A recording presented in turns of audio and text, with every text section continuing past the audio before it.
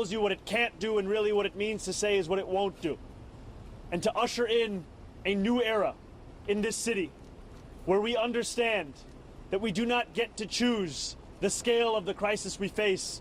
We simply get to choose the manner in which we respond. And it is time to finally respond with the urgency that New Yorkers deserve. An urgency that reckons with these same New Yorkers having had to face rent hike after rent hike, year after year. These same New Yorkers having to wait for buses that never come. These same New Yorkers that have to move out of this city when they want to raise a family. And these same New Yorkers who have grown tired of going on Street Easy to find apartments in Jersey City because that's the only place they could consider affording. It is time now for a new day in our politics. And it is an honor and a privilege to be a part of a movement that has fought every single day to bring that day forward. And today, we have until 9 p.m. to say that our time has come. Thank you very much. How important All right, we'll take some questions. How important is margin of victory tonight in terms of what you would say is your mandate to get these affordable housing, free buses, and all the other initiatives passed? I believe that victory is a mandate in and of itself. All right, yeah, go ahead, Zach. Mr. Ramdani, why did you choose to vote in person today instead of voting early? You know, I wanted to make sure that I took every opportunity to speak to New Yorkers across the 5 boroughs throughout the duration of early voting, and it was a joy to vote alongside my wife this morning. All right, we'll go here. On ballot question number 4, yes. There's been some concern that would empower the mayor too much when it comes to housing construction. Did that at all cross your mind before you decided to vote yes? And how would you use that power responsibly if you are elected? That is a power, like all mayoral power, that must be used to deliver for New Yorkers. And I am looking forward to working alongside the City Council in delivering the kind of investments that so often communities have been denied, and to finally ensure that we understand the strength of this city be measured by the neighborhoods furthest from City Hall, not by the ones just closest. Sorry, we'll go right here, Are you concerned at all about any voter intimidation? There were some issues in New Jersey this morning, North Jersey, of bomb threats with voting locations, not here, but your level of concern that could play out here somehow? It's incredibly concerning.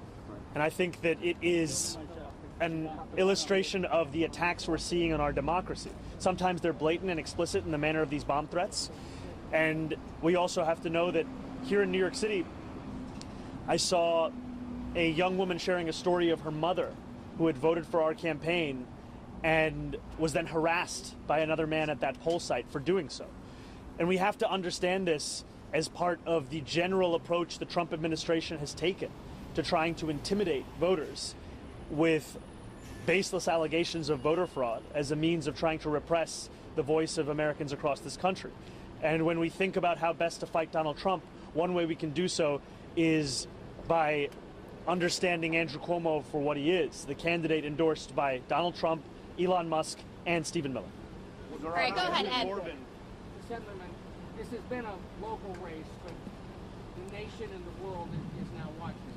And for those who may be curious or concerned about a 34-year-old Democratic socialist running the largest city in the country, what would you say to those skeptics? Well, I get older every day.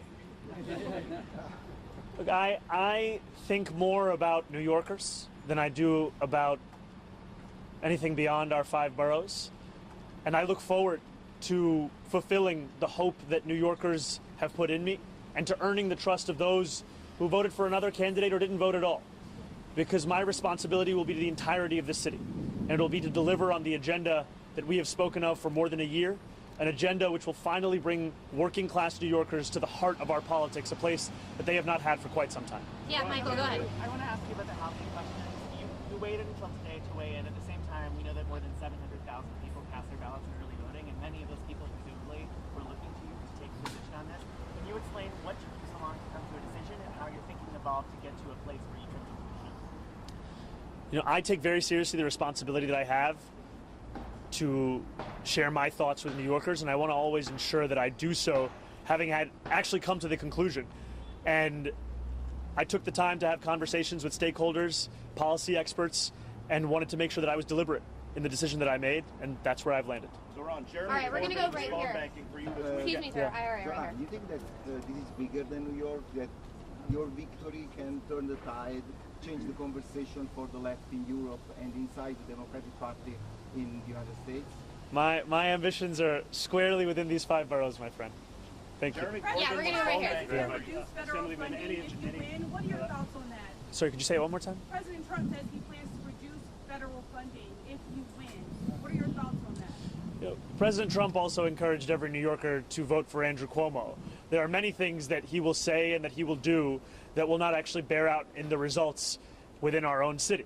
I will treat his threats as they deserve to be treated, which are the words of a president and not necessarily the law of the land. And too often we treat anything that he says by virtue of who's saying it as if it is already that law.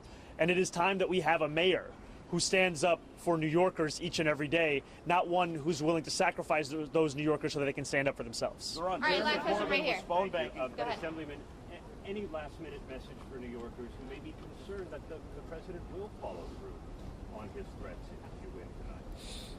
I look forward to representing those New Yorkers and look forward to fighting for every single dollar this city is owed. What we see in the language of Donald Trump is a premise as if it is his decision on whether or not to fund a city the very money that this city is owed.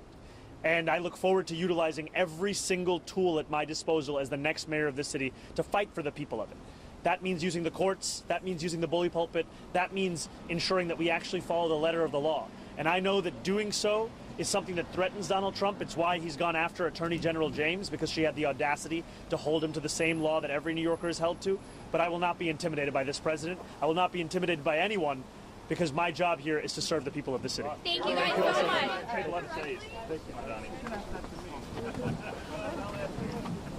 All right.